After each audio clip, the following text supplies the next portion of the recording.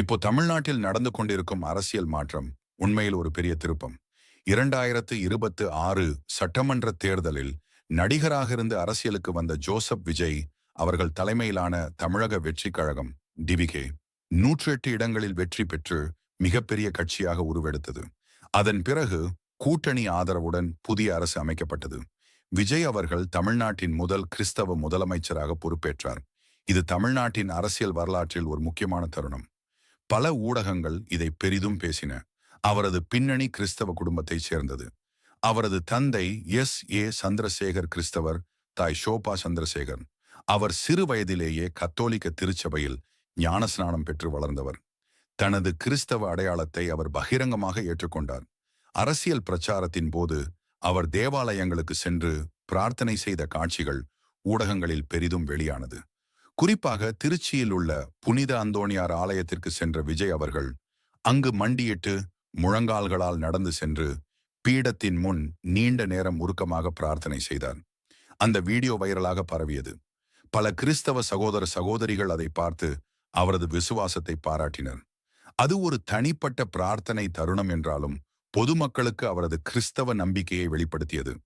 சில ஊடகங்கள் இதை உருக்கமான பிரார்த்தனை என்று வர்ணித்தன. வேளங்கண்ணி மாத ஆலயத்திற்கும் அவர் சென்று பிரார்த்தனை செய்ததாக செய்திகள் வந்தன. இப்படி அவரது வாழ்க்கை சாட்சியில் கிறிஸ்தவ விசுவாசம் ஒரு முக்கிய பங்கு வகிக்கிறது. அவர் ஒரு கிறிஸ்தவர் என்பதை அவர் மறைக்கவில்லை. பல சமயங்களில் அவரது படங்களிலும் பேட்டிகளிலும் கிறிஸ்தவ மதிப்பீடுகள் தெரியும். கிறிஸ்தவத்தில் பிரார்த்தனை என்பது வாழ்க்கையின் அடிப்படை. விஜய் அவர்கள் போன்ற தலைவர்கள் பிரார்த்தனையை நம்புகிறார்கள் என்பது தெரிய வருகிறது.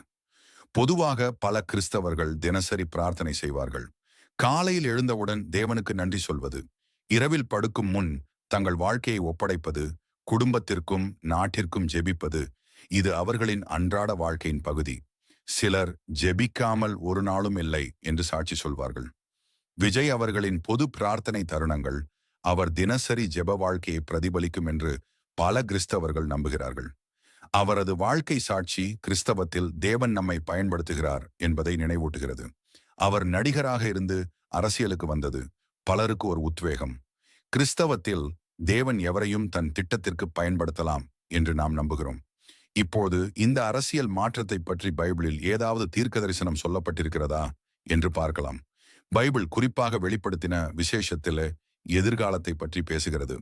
ஆனால் அது தமிழ்நாட்டின் 2026 தேர்தல் அல்லது ஒரு குறிப்பிட்ட தலைவரை நேரடியாக பெயர் சொல்லி குறிப்பிடவில்லை. வெளிப்படுத்தின புத்தகம் இறுதி காலங்களில் தேவனின் ராஜ்யம், புதிய வானமும் புதிய பூமியும் வரும் என்பதை பற்றி சொல்கிறது. அங்கு பழையவைகள் ஒழிந்து எல்லாம் புதிதாகின்றன என்று வெளிப்படுத்தின 21:5 சொல்லப்படுகிறது. இது புதிய ஆட்சி, புதிய தொடக்கங்கள், தேவனின் திட்டத்தில் நம்பிக்கை வைக்க வேண்டும் என்பதை நினைவூட்டுகிறது. ஆனால் இது ஒரு குறிப்பிட்ட நாட்டின் அரசியலை நேரடியாக குறிக்கவில்லை. பைபிளில் பொதுவான கொள்கைகள் உள்ளன.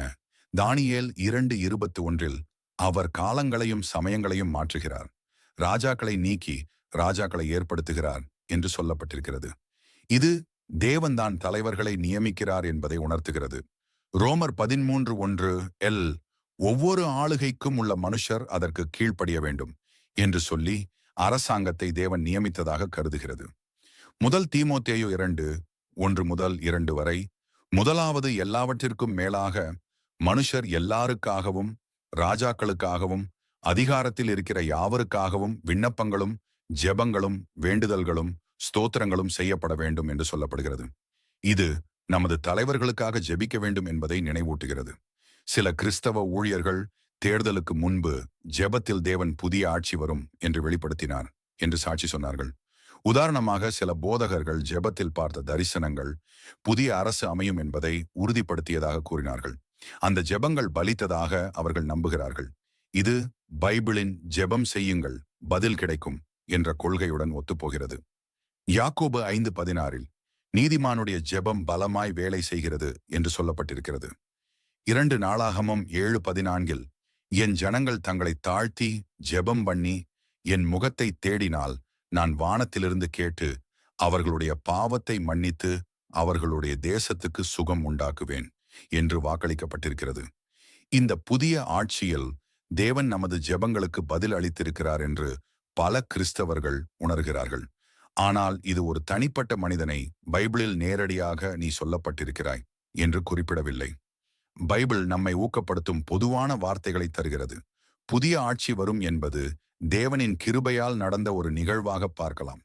இப்பொழுது இந்த அரசு நாட்டின் நன்மைக்கு வழிநடத்த வேண்டும் என்று நாம் ஜெபிக்கலாம். தினசரி பிரார்த்தனை பழக்கம் நம்மை வலிமையாக்கும். காலை ஜெபம்: தேவனே, இன்று என்னை வழி நடத்து. மதியம்: என் குடும்பத்தையும் நாட்டையும் காப்பாற்று. இரவு: இன்று செய்த தவறுகளை மன்னித்து நாளைக்கு புதிய வலிமை கொடு. இப்படி பல கிறிஸ்தவர்கள் வாழ்கிறார்கள். விஜய் அவர்களும் இப்படி ஒரு விசுவாச வாழ்க்கை வாழ்வதாக நம்புகிறோம். இறுதியாக இந்த அரசியல் நிகழ்வு நமக்கு ஒரு பாடம். தேவன் நமது ஜெபங்களை கேட்கிறார். புதிய ஆட்சி வந்தாலும் நமது பொறுப்பு ஜெபிப்பதும் நல்லதை ஆதரிப்பதும்.